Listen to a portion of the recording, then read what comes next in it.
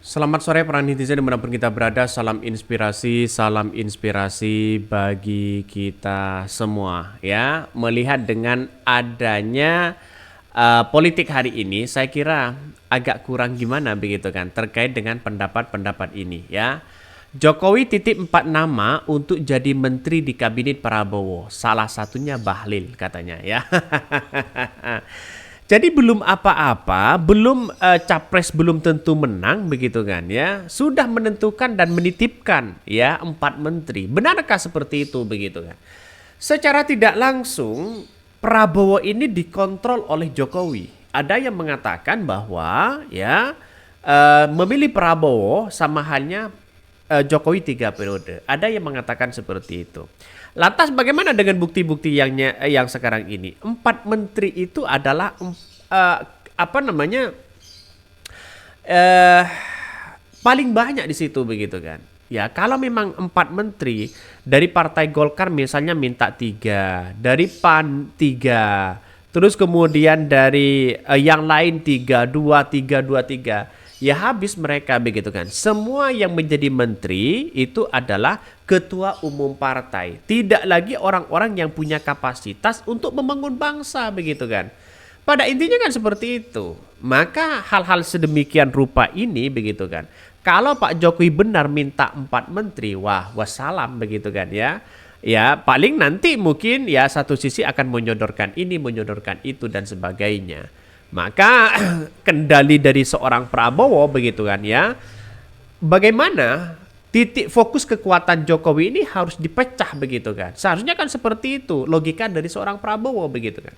Dipecah dalam artian bagaimana? Ya, ajak gabung Pak SBY di situ, ajak gabung Pak JK di situ, ajak gabung ya Ibu Megawati di situ biar kekuatan dari seorang Jokowi mereka habis begitu kan. Setidaknya mereka kalau ingin mengontrol seorang Prabowo, maka kan ada yang lain yang akan dikontrol juga begitu. Sehingga yang menjadi acuan adalah kekuatan-kekuatan mereka begitu kan. Pak Jokowi tidak punya kekuatan secara legitimasi, terus kemudian yang lain juga sama, maka posisi ini sebagai pancingan ya, sebagai bentuk bahwa narasi dan gagasan yang digaungkan seorang Prabowo ya tidak bisa disetir oleh Pak Jokowi, tidak bisa disetir oleh lainnya, maka harus membuat opini di dalam istana begitu kan.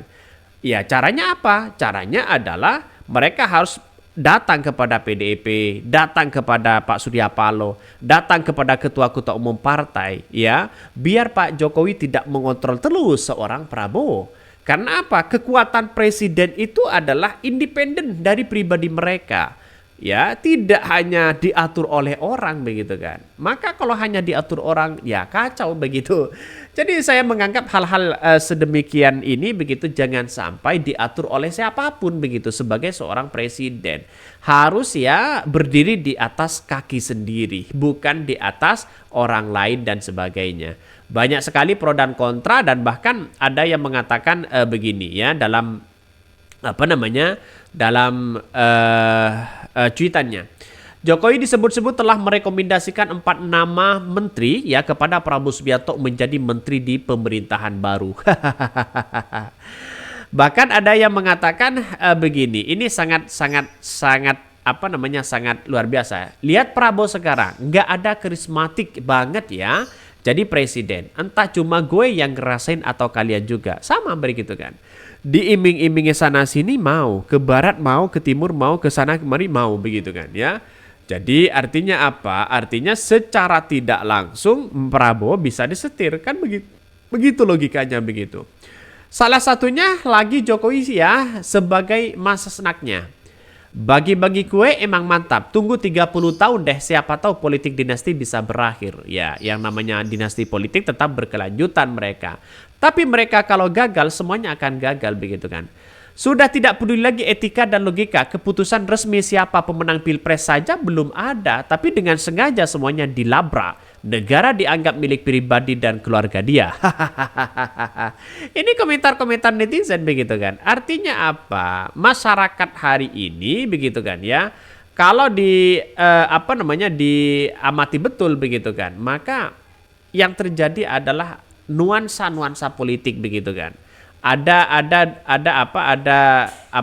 dugaan-dugaan yang kemudian hanya menitipkan orang-orang tertentu di situ begitu kan. Saya kira kalau biar tidak fokus kepada yang lain, seharusnya begitu kan ya, seorang Prabowo itu harus cerdas di situ, membuat opini lah, bergabung atau mengajak Pak SBY, mengajak Bu Mega, mengajak ketua-ketua umum partai di situ sebagai pemecah dari seorang Jokowi begitu. Nanti kalau sudah dilantik, tapi kan sekarang kan masih belum ada begitu kan. Dalam artian masih belum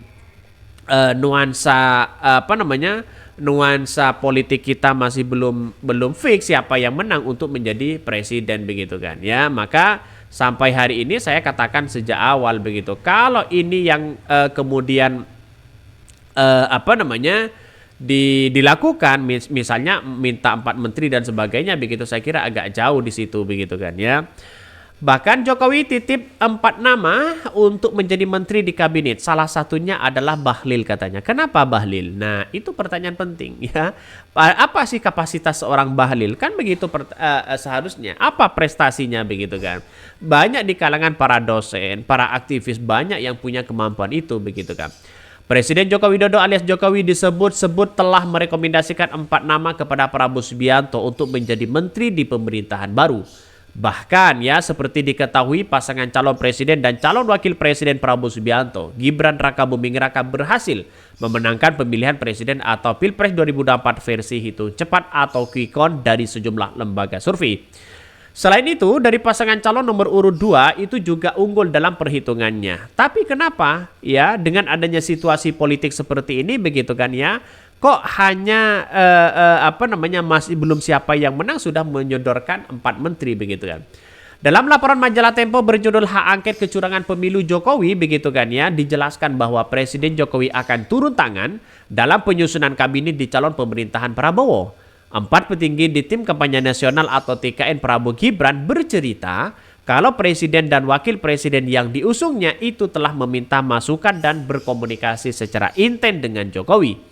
Tak hanya itu, 2 diantaranya bercerita bahwa Jokowi telah merekomendasikan 4 nama kepada Prabowo untuk menjadi menteri.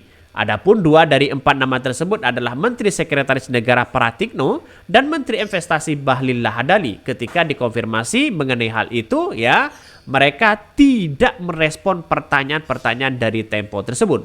Lantas bagaimana? Apakah benar begitu kan?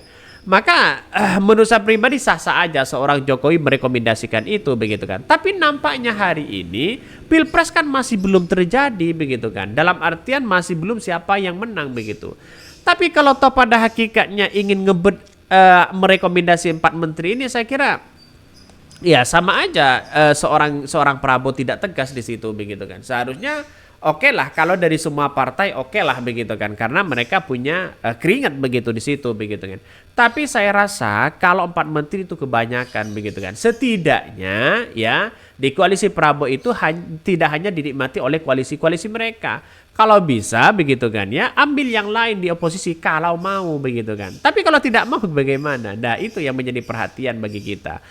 Oke, mungkin itu yang kami sampaikan ya. Tonton terus channel Ho dari Podcast Rakyat ini karena ada berita-berita menarik dan viral setiap harinya. Salam para netizen, salam inspirasi bagi kita semua. Jangan lupa di subscribe channel YouTube dari Podcast Rakyat ini.